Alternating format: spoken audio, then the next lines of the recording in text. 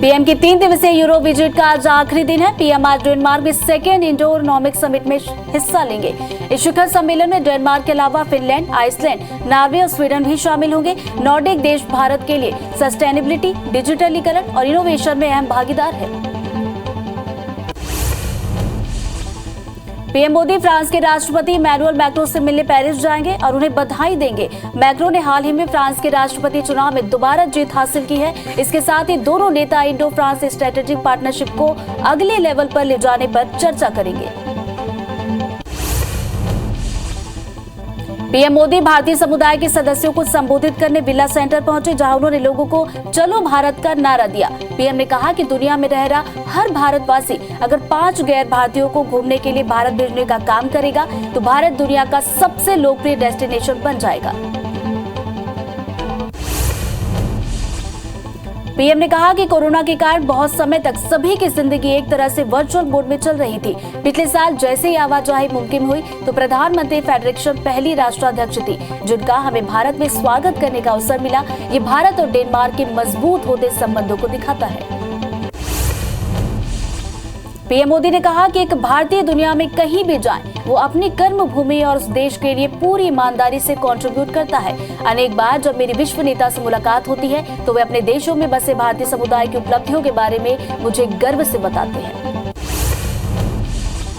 संयुक्त press conference में PM Modi ने रूस यूक्रेन जंग को रोके जाने की अपील की। उन्होंने कहा कि डेनिश पीएम के साथ बैठक में युद्ध के मसले पर भी चर्चा की गई और दोनों देशों का यही मानना है कि रूस और यूक्रेन को बातचीत और कूटनीति के जरिए समस्या का समाधान करना चाहिए।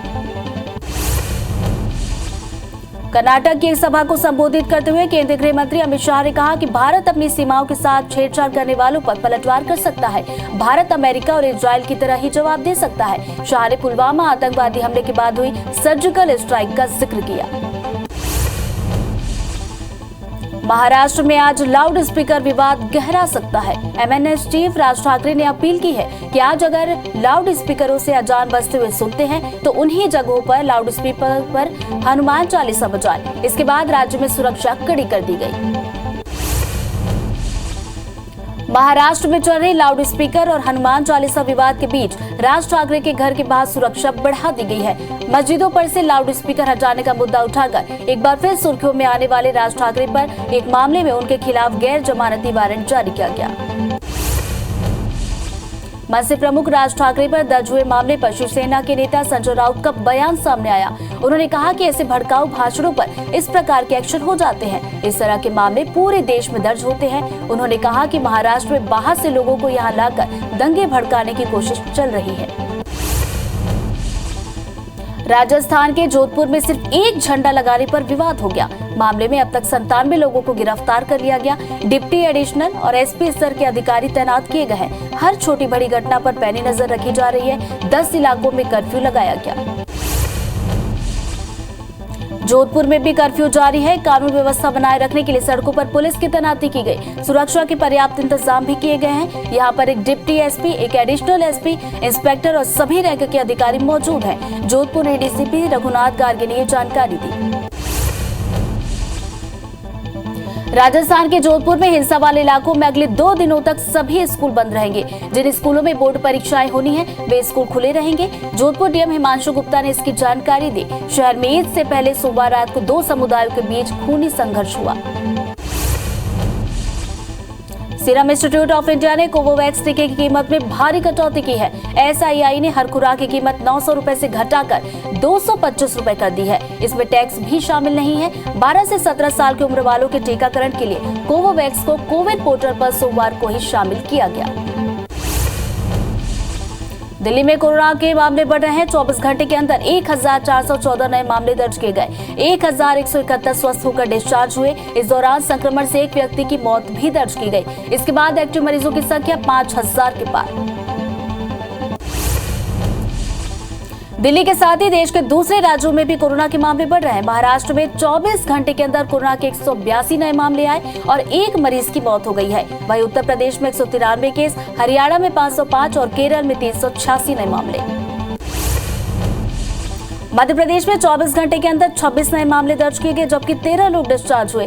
एक भी मरीज की मौत नहीं हुई है। प्रदेश में एक्टिव केस की संख्या 203। वैक्सीनेशन की बात की जाए तो अब तक 11 करोड़ के पार वैक्सीन लग चुकी है। छत्तीसगढ़ में रोजाना कोरोना के 5 से 6 नए मामले सामने आ रहे हैं। 24 जिलों में बीते 3 दिन से कोई भी नया मरीज नहीं मिला। कुल एक्टिव केस की संख्या 41 है। वहीं पिछले 3 दिनों में किसी मरीज की मौत नहीं हुई। ऐसे में कहा जा सकता है कि छत्तीसगढ़ में अभी कोरोना की रफ्तार धीमी। दिल्ली के भलसवा लैंडफिल साइट में लगी आग अभी भी कुछ जगहों पर जारी है, जिससे लोगों को दिक्कत हो रही है। एक स्थानीय ने बताया कि आग की वजह से लोगों को परेशानियां हो रही है। दमकल के लोग आग बुझाने में जुटे हुए हैं, लेकिन अभी तक आग बुझ नहीं पाई है। नेता इसे हटाने की बात करते हैं, लेकिन अभी तक ये हटा नहीं है। भोपाल के मारवाड़ी रोड के बैंक ऑफ इंडिया में अचानक आग लग गई। घटना की सूचना मिलने पर फायर ब्रिगेड की टीम मौके पर पहुंची। काफी मशक्कत के बाद आग पर काबू पाया गया। अभी तक आग लगने के कारणों का पता नहीं चल पाया है। भारतीय उच्चायोग ने बताया कि भारत ने कर्ज में डूबे श्रीलंका को इस साल करीब 23,000 करोड़ रुपए की मदद दी है। श्रीलंका आजादी के बाद से अपने सबसे खराब आर्थिक संकट के दौर से गुजर रहा है। श्रीलंका में देश के मुख्य खाद्य पदार्थों और ईंधन के आयात के लिए भुगतान नहीं कर पा रहा। एलन मस्क ने ट्वीट कर कहा कि अब कमर्शियल और सरकारी यूजर्स को ट्विटर इस्तेमाल के लिए कुछ पैसे देने पड़ सकते हैं। हालांकि उन्होंने साफ किया है कि कैजुअल यूजर्स के लिए ट्विटर हमेशा मुफ्त रहेगा। सोशल मीडिया प्लेटफॉर्म ट्विटर खरीदने के बाद से एलन मस्क चर्चा में बने हुए हैं। सीएम भूपेश बघेल आज से विधानसभा क्षेत्रों के दौरे पर रहेंगे। सरगुजा संभाग से दौरे की शुरुआत होगी। सीएम भूपेश बलरामपुर जिले के सामरी विधानसभा जाएंगे। वहां ग्रामीणों से मिलकर व्यवस्थाओं का जायजा लेंगे। सीएम लगातार 90 विधानसभाओं का नॉन स्टॉप दौरा करने वाले हैं।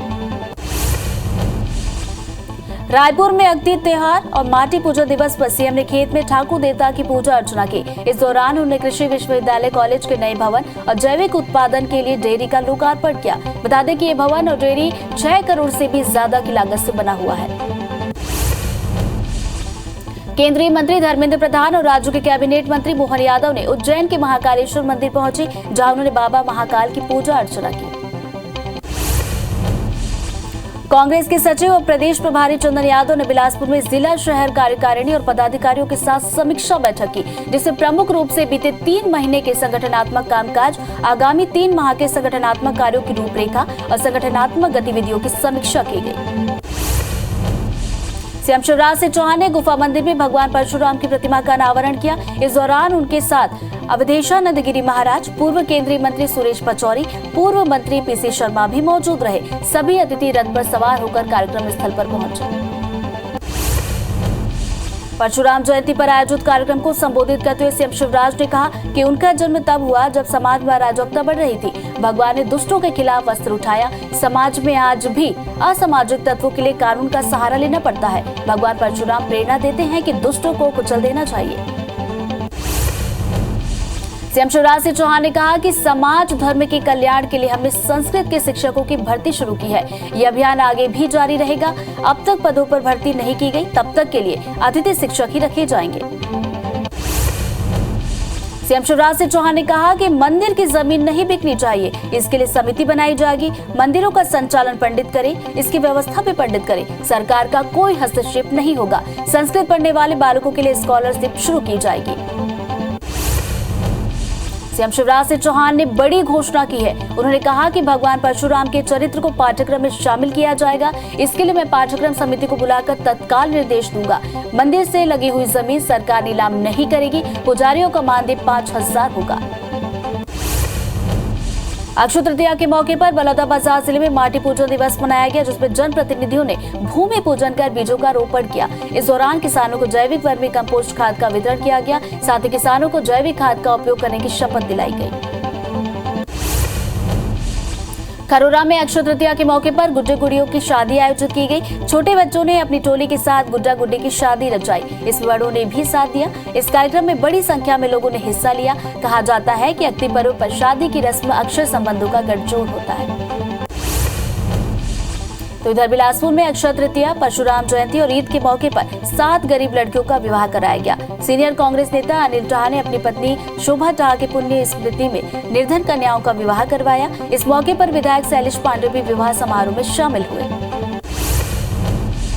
गृह मंत्री नरोत्तम मिश्रा ने कमलनाथ के पुरानी पेंशन बहाली के बयान पर तंज कसा। उन्होंने कहा कि साबित हो गया है कि शिवराज सरकार किसान और कर्मचारी हित ऐसी सरकार है। कांग्रेस के झूठे वादों से सभी अच्छी तरह से वाकिफ हैं। अब कर्मचारी खुद कांग्रेसियों को घर बैठाकर पेंशन देंगे। एमपी में 21 मई को कांग्रेस विधायक दल की बैठक रखी गई है। इसकी अध्यक्षता नेता प्रतिपक्ष गोविंद सिंह करेंगे। बैठक में विधानसभा चुनाव को लेकर विधायकों को जिम्मेदारियां सौंपी जाएंगी। इस मौके पर पीसीसी चीफ कमलनाथ और दिग्विजय सिंह मौजूद रहेंगे। मध्य प्रदेश बीजेपी में संगठन महामंत्री के बदलाव के बाद अब 3 नए सह संगठन मंत्रियों की तैनाती जल्द की जाएगी। इन महामंत्रियों की तैनाती को अंतिम रूप नागपुर में संघ पदाधिकारी और बीजेपी के राष्ट्रीय संगठन महामंत्री बीएस संतोष की बैठक के बाद दिया जाएगा। सीएम शिवराज सिंह चौहान प्रशासनिक कसावट लाने के लिए एक बार फिर विभागीय समीक्षा करने वाले हैं। विदेश प्रवास से लौटने के बाद यह सिलसिला जून के पहले पखवाड़े में शुरू होगा। इस विभागों को पिछली बैठकों में दिए गए निर्देशों के पालन की मैदानी स्थिति पर चर्चा की जाएगी। इसके लिए जन अभियान परिषद समेत संस्थानों से जानकारी भी जुटाई जाएगी। ग्वालियर के 1 दिवसीय दौरे पर आए केंद्रीय मंत्री नरेंद्र सिंह तोमर शहर के मेला ग्राउंड स्थित राठौर समाज के सामूहिक सम्मेलन में शामिल होने पहुंचे, जहां उन्होंने कांग्रेस पर हमला करते हुए कहा कि चुनाव से पहले सपने देखने का अधिकार सबको है। चुनाव होते ही है, पता चल जाएगा वास्तविकता क्या है। खरगोन में आज कर्फ्यू में सुबह 6 बजे से शाम 5 बजे यानी 11 घंटे की छूट मिली है। इस दौरान सभी बाजार और दुकानों को खोलने की अनुमति मिली है। साथ ही पेट्रोल पंप को भी खोल दिया गया। वहीं परिवहन भी चालू हो गए हैं, लेकिन धार्मिक स्थल अभी भी बंद रहेंगे। रायगढ़ में कारखाना अधिनियमों की अवहेलना करने पर श्रम न्यायालय ने जिले के 6 उद्योगों पर 5.5 लाख का जुर्माना लगाया। उद्योगों में सुरक्षा मानकों की अनदेखी करने वाले औद्योगिक संस्थानों पर लगातार कार्रवाई कर रही है। बीते दिनों जिले के सभी 6 उद्योगों में अलग अलग हादसे हुए थे, जिसके बाद ये कार्रवाई की जा रही है। जगदलपुर के बचौली में ट्रेन के कैंसिल होने पर यात्रीगण परेशान है। हालात ये है कि ट्रेन के कैंसिल होने पर यात्री को सूचना तक नहीं मिल पाई। वहीं रेलवे की तरफ से बताया जा रहा है कि 3 से 7 तारीख को इस रूट में मेंटेनेंस का काम किया जाएगा। मेंटेनेंस होने के बाद नियमित रूप से ट्रेनें चलेंगी।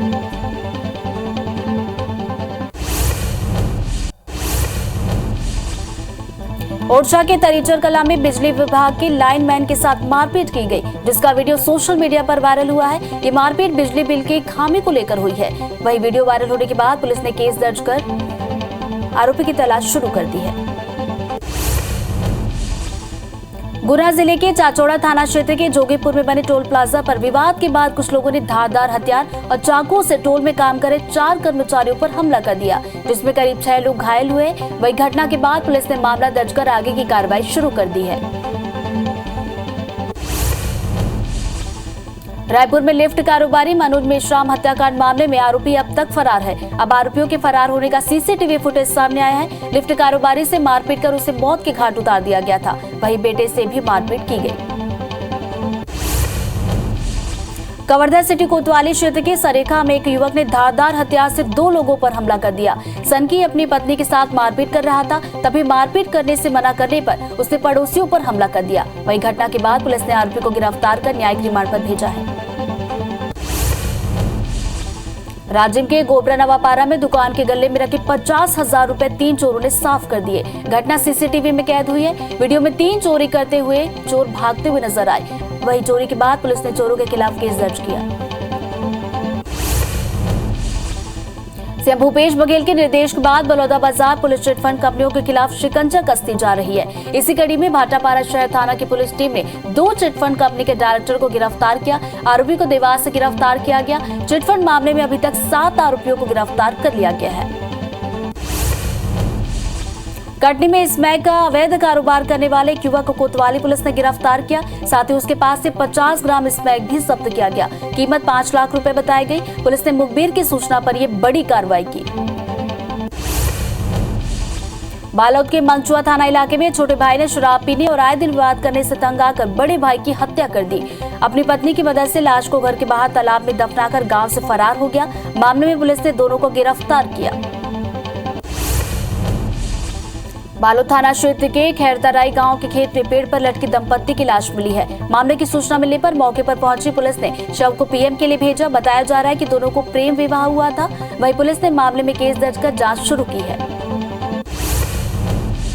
रायपुर के खमाडी थाना क्षेत्र में एक तेज रफ्तार कार डिवाइडर से टकरा गई, जिससे कार चालक की मौके पर मौत। कार में 4 लोग सवार थे। फिलहाल पुलिस ने शव को कब्जे में लेकर आगे की कार्रवाई शुरू कर दी है। हट्टा-पटेरा मार्ग के गाता कोंडिया गांव मधुकारों में भिड़ंत हो गई। हादसे के बाद एक कार में आग लग गई, जिससे 4 लोग घायल हो गए। घायलों को सिविल अस्पताल में भर्ती कराया गया, इलाज जारी।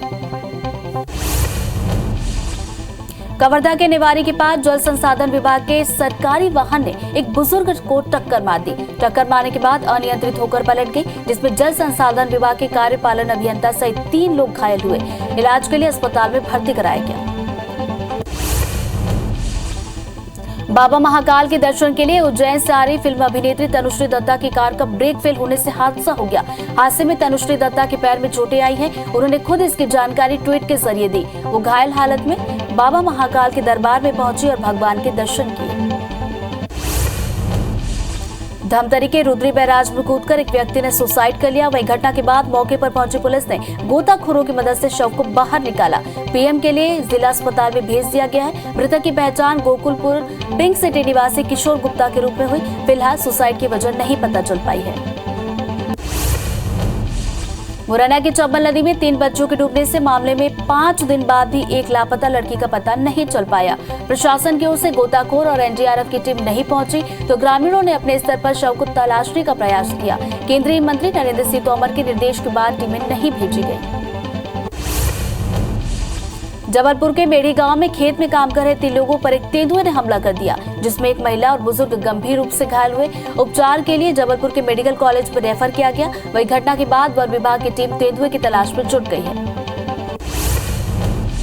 बालोद जिले में जंगल के आसपास के गांवों में आवारा कुत्ते वन प्राणियों के लिए घातक साबित हो रहे हैं। आवारा कुत्तों के नोचने से घायल हुए एक चीतल की मौत हुई है। बेंदरकोरा के पास कुत्तों ने चीतल को घेर लिया, जिससे बुरी तरह से वो घायल हुआ। वन विभाग ने उसे इलाज के लिए भर्ती कराया। जबलपुर के शहपुरा तहसील कोलन गांव में बाल विवाह का मामला सामने आया। यहाँ एक 15 साल की नाबालिग की शादी करवाई जा रही थी। तभी सूचना पर मौके पर पहुंची प्रशासन की टीम ने शादी को रुकवाया और दोनों पक्ष को फटकार लगाई। आयोजकों पर भी प्रशासन ने कार्रवाई की है। बिलासपुर के हिर्री, बिल्हा और कुदगंज क्षेत्र में बाल विवाह का मामला सामने आया। चाइल्ड लाइन की सूचना पर प्रशासनिक टीम मौके पर पहुंची। 3 नाबालिगों के घरों पर दबिश देकर उनका बाल विवाह रुकवाया गया। भिलाई इस्पात संयंत्र में आयरन की मात्रा कम हो चुकी है, जिसके कारण युवा रोजगार को लेकर चिंतित थे। ऐसे में भिलाई इस्पात संयंत्र प्रबंधन ने रेलवे के साथ स्वयं आगे आकर इसमें प्रभावित हुए 177 लोगों को भिलाई में नौकरी देने का जिम्मा उठाया, जिससे युवाओं को अब राहत है। भगवान परशुराम जन्मोत्सव के अवसर पर जगदलपुर में सर्व ब्राह्मण समाज में भव्य शोभा यात्रा निकाली गई। शोभा यात्रा में सैकड़ों की संख्या में श्रद्धालु शामिल हुए। शोभा यात्रा मुख्य मार्ग से होते हुए पूरे शहर का भ्रमण कर मां दंतेश्वरी मंदिर के समक्ष पहुंची, जिसके बाद महाआरती का भी आयोजन किया गया। जोधपुर में जारी हिंसा के बीच गरियाबंद में सौहार्द की तस्वीरें सामने आई। यहाँ मुस्लिम भाइयों ने दूसरे समाज के लोगों के साथ मिलकर ईद का त्योहार मनाया और एक दूसरे को बधाइयां दी। इस मौके पर महार समाज ने सेवैया खिलाकर मुस्लिम भाइयों को ईद की बधाई दी। वहीं नगर पालिका ने लस्सी पिलाकर उनका स्वागत किया। पीताम्बरा पीठ मंदिर में अक्षय तृतीया पर लगभग 1.25 लाख के दिए जगमगाते हुए नजर आए। मां पीताम्बरा का प्रकटोत्सव बड़े धूमधाम के साथ मनाया गया। रथ यात्रा की तैयारियां भी पूरी कर ली गई। यात्रा में देश प्रदेश की तमाम राजनीतिक हस्तियां भी शामिल हुई। साथ ही 15 ड्रोनों से इस रूट की निगरानी की जाएगी।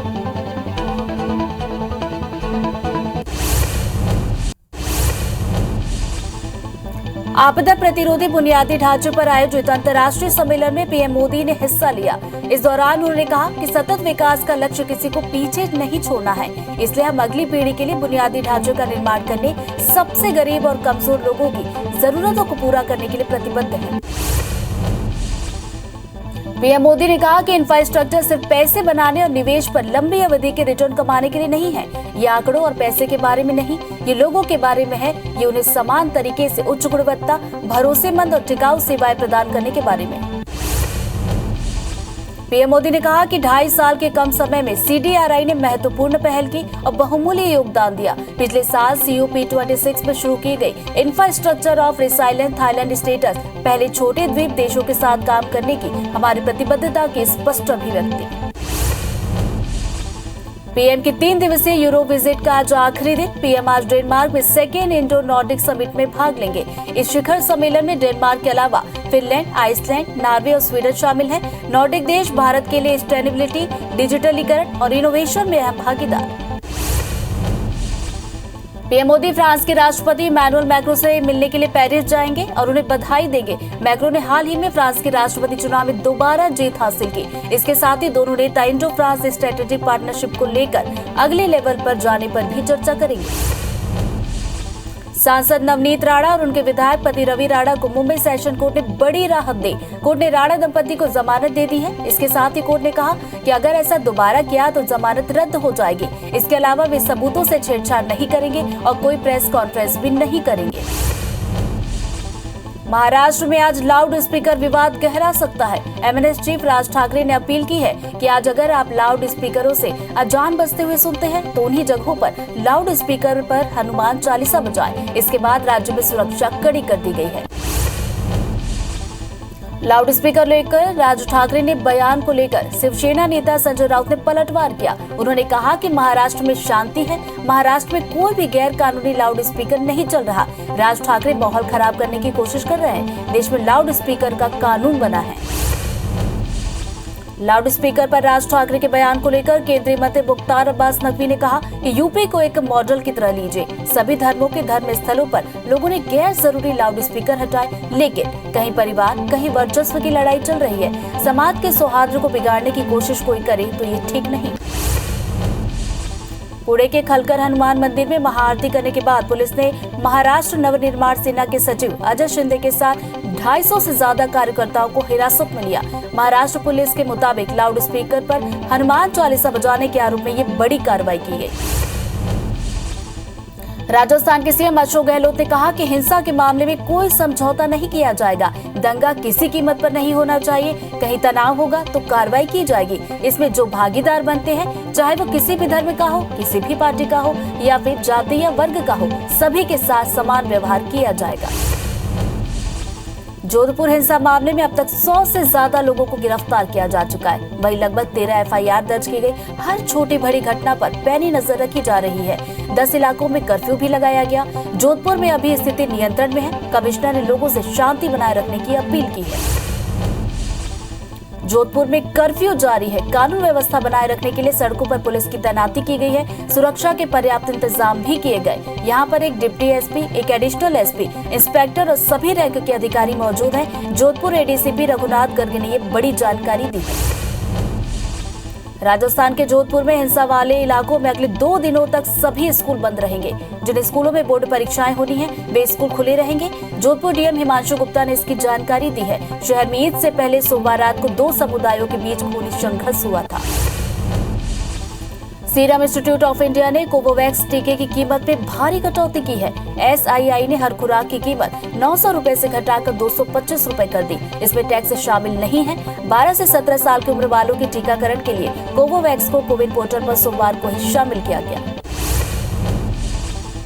भारत में कोरोना के मामले तेजी से बढ़ रहे हैं। 24 घंटे के अंदर कोरोना के 3,205 नए मामले आए, जबकि कोरोना से 31 लोगों की मौत हुई, जिसके बाद एक्टिव मरीजों की संख्या 19,000 के पार चली गई है। दिल्ली में भी कोरोना के मामले बढ़ रहे हैं। 24 घंटे के अंदर 1,414 नए मामले आए। 1,171 स्वस्थ होकर डिस्चार्ज हुए। इस दौरान संक्रमण से एक व्यक्ति की मौत दर्ज की गई है। इसके बाद एक्टिव मरीजों की संख्या 5,000 के पार पहुंच गई है। दिल्ली के साथ ही देश के दूसरे राज्यों में भी कोरोना के मामले बढ़ रहे हैं। महाराष्ट्र में 24 घंटे के अंदर कोरोना के 182 नए मामले, 1 मरीज की मौत। वहीं उत्तर प्रदेश में 193 केस, हरियाणा में 505 और केरल में 386 नए मामले आए। मध्य प्रदेश में 24 घंटे के अंदर 26 नए मामलों की पुष्टि हुई, जबकि 13 लोग डिस्चार्ज हुए। एक भी मरीज की मौत नहीं हुई है। एक्टिव केस की संख्या 203 हो गई है। वैक्सीनेशन की बात की जाए तो अब तक 11,78,47,475 लोगों को वैक्सीन लग चुकी है।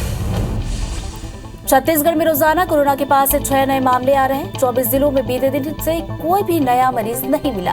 कुल एक्टिव केस की संख्या 41 है। वहीं पिछले 3 दिनों में किसी मरीज की मौत नहीं हुई। ऐसे में कहा जा सकता है कि छत्तीसगढ़ में अभी कोरोना की रफ्तार स्थिर है। दिल्ली के भलसवा लैंडफिल साइट में लगी आग अभी भी कुछ जगहों पर बरकरार है, जिससे लोगों को दिक्कत हो रही है। एक स्थानीय ने बताया कि आग की वजह से लोगों को परेशानियां हो रही हैं। दमकल के लोग आग बुझा रहे हैं, लेकिन अभी तक आग बुझ नहीं पाई। नेता इसे हटाने की बात करते हैं, लेकिन अभी तक ये हटी नहीं है। भोपाल के मारवाड़ी रोड के बैंक ऑफ इंडिया में अचानक आग लग गई। घटना की सूचना मिलने पर फायर ब्रिगेड की टीम मौके पर पहुंची। काफी मशक्कत के बाद आग पर काबू पाया गया। अभी तक आग लगने का कारण पता नहीं चल पाया है। भारतीय उच्चायोग ने बताया कि भारत ने कर्ज में डूबे श्रीलंका को इस साल करीब 23,000 करोड़ रुपए की मदद दी। श्रीलंका आजादी के बाद से अपने सबसे खराब आर्थिक संकट से जूझ रहा है। श्रीलंका में देश मुख्य खाद्य पदार्थों और ईंधन के आयात के लिए भुगतान नहीं कर पा रहा। एलन मस्क ने ट्वीट कर कहा कि अब कमर्शियल और सरकारी यूजर्स को ट्विटर इस्तेमाल के लिए कुछ पैसे देने पड़ सकते हैं। हालांकि उन्होंने साफ किया कि कैजुअल यूजर्स के लिए ट्विटर हमेशा मुफ्त रहेगा। सोशल मीडिया प्लेटफॉर्म ट्विटर खरीदने के बाद से एलन मस्क चर्चा में बने हुए हैं। सीएम भूपेश बघेल का विधानसभा स्तरीय दौरा आज से शुरू हो गया है। दौरे पर रवाना होने से पहले उन्होंने विधायकों के रिपोर्ट कार्ड को लेकर कहा कि राजनीतिक दल 24 घंटे काम करते हैं। नेताओं और कार्यकर्ताओं की समीक्षा लगातार होती रहती है। दौरे को चुनाव से नहीं जोड़ना चाहिए। सीएम शिवराज सिंह चौहान आज हैदराबाद दौरे पर हैं। हैदराबाद में वे कई स्थानीय कार्यक्रमों में शिरकत करने वाले हैं। रात्रि विश्राम भी वही करेंगे। सीएम शिवराज रात 8:30 बजे भोपाल से हैदराबाद के लिए रवाना होंगे। दतिया में आज मां पीताम्बरा की जयंती पर गौरव दिवस का आयोजन किया गया है।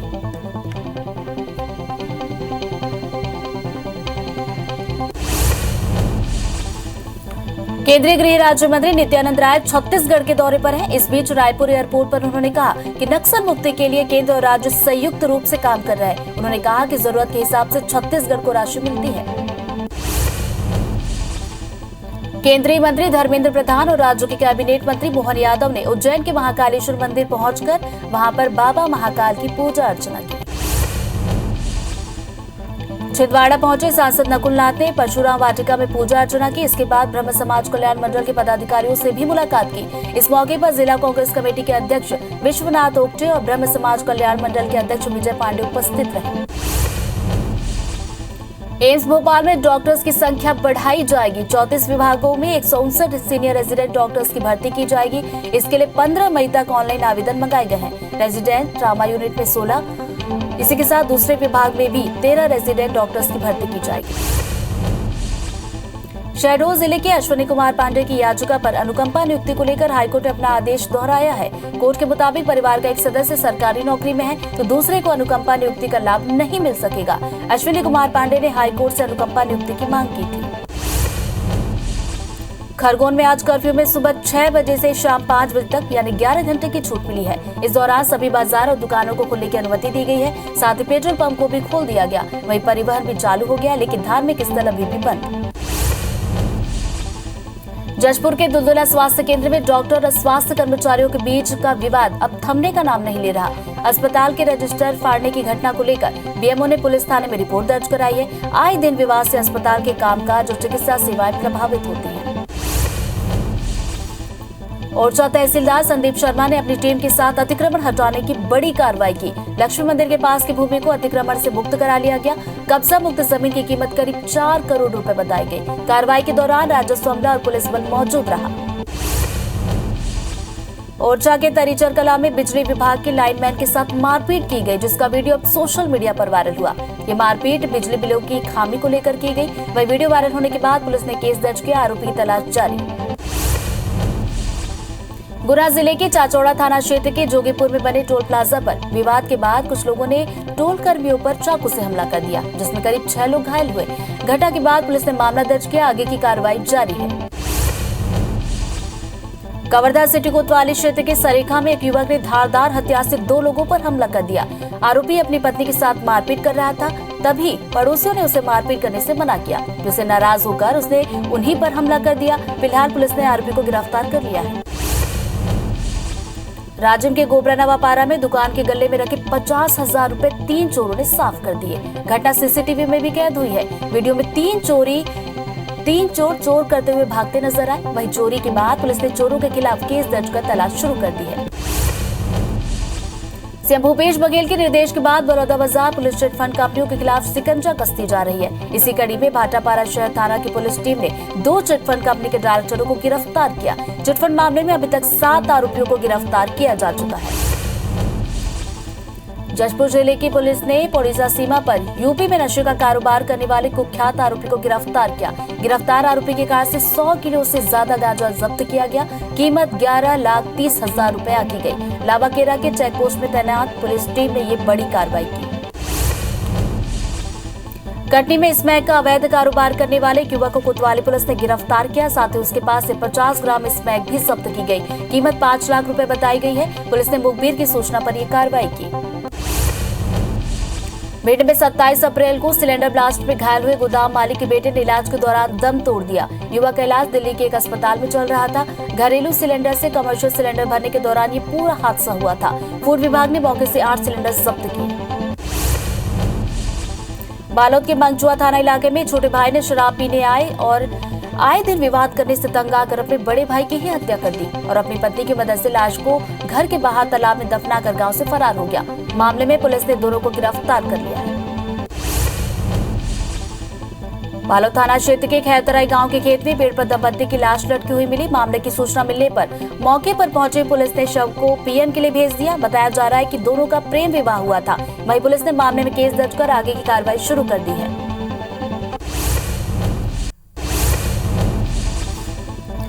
धमतरी के रुद्री बैराज में कूदकर एक व्यक्ति ने सुसाइड कर लिया। वहीं घटना के बाद मौके पर पहुंची पुलिस ने गोताखोरों की मदद से शव को बाहर निकाला। मृतक की पहचान गोकुलपुर पिंक सिटी निवासी किशोर गुप्ता के रूप में हुई है। फिलहाल खुदकुशी की वजह पता नहीं चल पाई है।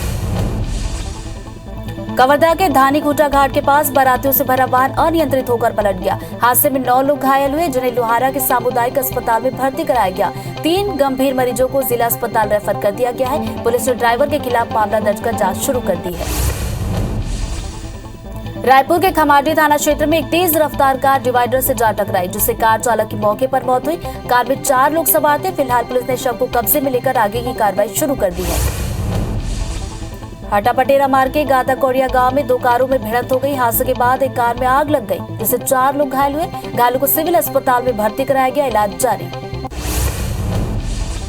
कवर्धा के नेवारी के पास जल संसाधन विभाग के सरकारी वाहन ने एक बुजुर्ग को टक्कर मार दी। अनियंत्रित होकर पलट गई, जिसमें जल संसाधन विभाग के कार्यपालन अभियंता सहित 3 अन्य स्टाफ घायल हो गए। इलाज के लिए अस्पताल में भर्ती कराया गया।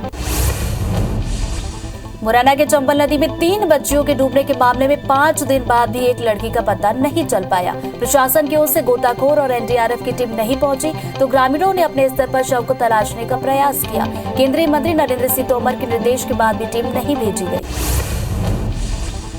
जबलपुर के मेढ़ी गांव में खेत में काम कर रहे 3 लोगों पर एक तेंदुए ने हमला कर दिया, जिसमें एक महिला और बुजुर्ग गंभीर रूप से घायल हुए। उपचार के लिए जबलपुर के मेडिकल कॉलेज रेफर कर दिया गया है। घटना के बाद वन विभाग की टीम तेंदुए की तलाश में जुट गई है। बालोद जिले में जंगल के आसपास के गांवों में आवारा कुत्ते वन प्राणियों के लिए घातक साबित हो रहे हैं। आवारा कुत्तों के नोचने से घायल हुए एक चीतल की मौत हो गई। बेंदर कोना के पास कुत्तों ने चीतल को घेर नोचा था, जिसे बुरी तरह से घायल अवस्था में वन विभाग ने लाया और इलाज के दौरान उसकी मौत हो गई। जबलपुर के शहपुरा तहसील कॉलोन गांव में बाल विवाह का मामला सामने आया। यहाँ एक 15 साल के नाबालिग की शादी करवाई जा रही थी। तभी सूचना पर मौके पर पहुंची प्रशासन की टीम ने शादी को रुकवाया और दोनों पक्ष को फटकार लगाई। वहीं आयोजकों पर भी प्रशासन कार्रवाई कर रहा है। बिलासपुर के हिर्री बिल्हा और कुतकुंड क्षेत्र में बाल विवाह का मामला सामने आया। चाइल्ड लाइन की सूचना पर प्रशासन की टीम मौके पर पहुंची। 3 नाबालिगों के घरों पर दबिश देकर बाल विवाह रुकवाया गया। भिलाई इस्पात संयंत्र में आयरन की मात्रा कम हो चुकी है, जिसकी वजह से युवा रोजगार को लेकर चिंतित है। ऐसे में भिलाई इस्पात संयंत्र प्रबंधन ने रेलवे के साथ साथ स्वयं आगे आकर इसमें प्रभावित हुए 177 लोगों को भिलाई में नौकरी देने का जिम्मा उठाया, जिससे युवाओं को अब राहत है। भगवान परशुराम जन्मोत्सव के मौके पर जगदलपुर में सर्व ब्राह्मण समाज ने भव्य शोभा यात्रा निकाली। शोभा यात्रा में सैकड़ों की संख्या में श्रद्धालु शामिल हुए। शोभा यात्रा मुख्य मार्ग से होते हुए मां दंतेश्वरी मंदिर के पास पहुंची, जिसके बाद महाआरती का भी आयोजन किया गया। डोंगरगढ़ में मारवाड़ी गौड़ ब्राह्मण समाज ने अक्षय तृतीया पर भगवान परशुराम का जन्मोत्सव बड़ी धूमधाम से मनाया। इस मौके पर पूजा अर्चना के साथ शहर में भव्य शोभा यात्रा भी निकाली गई। इसी दिन भगवान विष्णु ने परशुराम के रूप में अपना 6वां अवतार लिया था। पीताम्बरा पीठ मंदिर में अक्षय तृतीया पर लगभग 1.25 लाख दिए जगमगाते हुए नजर आए। मां पीताम्बरा का बड़े ही धूमधाम से उत्सव मनाया गया। रथ यात्रा की तैयारियां भी पूरी कर ली गई हैं। यात्रा में देश प्रदेश की तमाम राजनीतिक हस्तियां भी शामिल होंगी। साथ ही 15 ड्रोनों से इस रूट की निगरानी की जाएगी। एडवांस कार्डियक इंस्टीट्यूट के डॉक्टरों ने 70 साल के हार्ट मरीज की जान बचा ली है। डॉक्टरों ने बटन डिवाइस प्रक्रिया से मरीज की जान बचाई। एडवांस कार्डियक इंस्टीट्यूट ने कार्डियोलॉजी विभाग प्रमुख ने बताया कि कुछ दिन पहले बुजुर्ग को तेज हार्ट अटैक आया था। मध्य प्रदेश के कई जिलों में आज भी बादल छाए रहेंगे, लेकिन तापमान में ज्यादा बदलाव नहीं होगा। बादल छाने और नमी बढ़ने से दिन में उमस बढ़ने की संभावना है। सबसे ज्यादा अधिकतम तापमान नौगांव में 44 डिग्री दर्ज किया गया। भोपाल में 41, ग्वालियर में 41 डिग्री तापमान दर्ज किया गया। दुर्ग में 2 सूत्री मांग को लेकर 1 महीने से प्रदर्शन कर रहे मनरेगा कर्मियों को भाजपा का समर्थन मिला। जिला पंचायत सदस्य हर्षा चंद्राकर ने सरकार से मांग पूरा करने की अपील की है। मनरेगा कर्मियों का कहना है कि जब तक मांग पूरी नहीं होगी तब तक प्रदर्शन जारी रहेगा। आईपीएल में लगातार 5 जीत के बाद गुजरात को हार का सामना करना पड़ा। पंजाब ने उसे एक तरफा मुकाबले में 8 विकेट से हराया। गुजरात ने पहले खेलते हुए 143 रन बनाए थे। साई सुदर्शन ने 65 रनों की बेहतरीन पारी खेली। जवाब में शिखर धवन और लियाम ने पंजाब ने 16 ओवर में टारगेट को हासिल कर लिया। आईपीएल के 49वें मैच में बेंगलुरु और चेन्नई सुपर किंग्स के बीच मुकाबला होगा। शाम 7:30 बजे मुकाबला शुरू हो जाएगा। मैच पुणे के महाराष्ट्र क्रिकेट एसोसिएशन स्टेडियम में खेला जाएगा। महेंद्र सिंह धोनी की कप्तानी पद पर वापसी से सीएसके की टीम का आत्मविश्वास लौटा है। आरसीबी भी चेन्नई से हार का बदला लेने के इरादे से उतरेगी।